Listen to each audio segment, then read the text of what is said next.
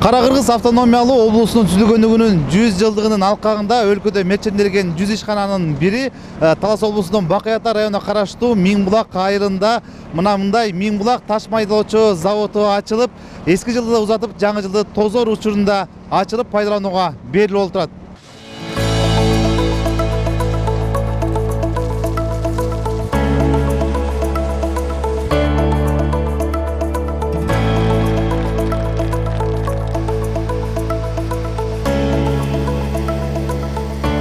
Министрлер кабинеттин төрагасы Адылбек Касымалиевдин катышуусунда өлкөдө ачылган 17 жаңы өнөр жай жана инфраструктуралык объектилердин катарында Таласта таш майдалоочу завод ишке кирди.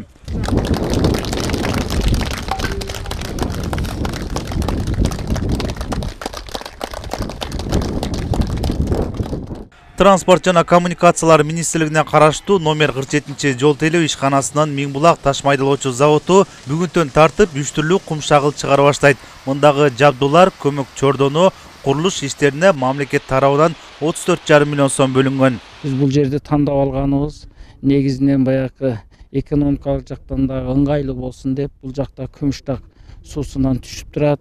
Бул жагы Талас суусу, мындайча айтканда баягы инерттик материалдар алыстан ташылып келбейт. Эми мындан ары дагы техникалар келет. Негизинен буну мына ушу транспорт министрлиги тарабынан башында башталып, азыр ушуларды жерлерде ыңгайлуу оперативдүү башкарууга жол тейлөөчү ишканаларга өткөрүп берди.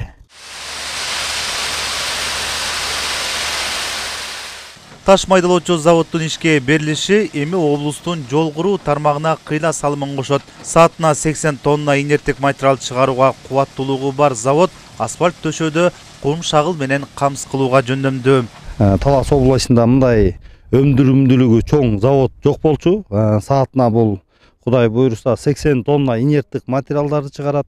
Буну бизге Кыргыз Республикасынын транспорт жана коммуникациялар тарабына ушу жолдорду сапаттуу тейлөөгө, ошондой эле жолдорду сапаттуу куруу максатында берилип атат. Буга чейин Бакай Ата району Талас шаарынан, ошондой эле Кара Бура районунан курулуш иштерине материалдарды ташып келген.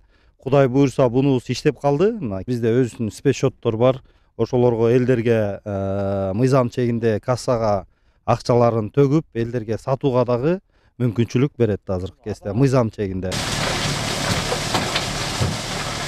Завод мамлекет тарабынан оор техникалар менен дагы камсыз болду. Президенттин колдоосу менен, ал кишинин саясаты менен айылдын ички жолдорун чейин асфальттап деген иш план менен буйруса техника менен толук камсыздап берилди.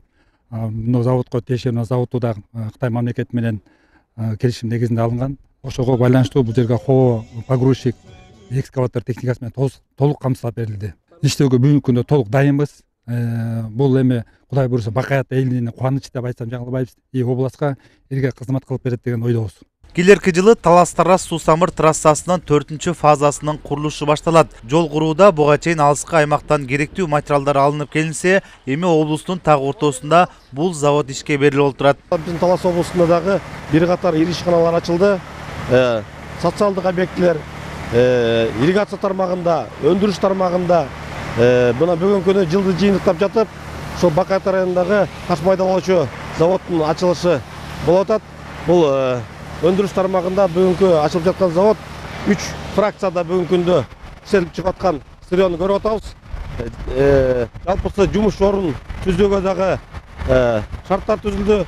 Бир катар облустун аймагында жалпысын алганда 10дон ашык ишкана ачылды быйылкы жылы. Кара-Кыргыз автономиялуу облусунун түзүлгөндүгүнүн 100 жылдыгына карата өлкөдө мерчемделген 100 ишкананын ачылышы менен миңдеген жумушчу орундары түзүлдү.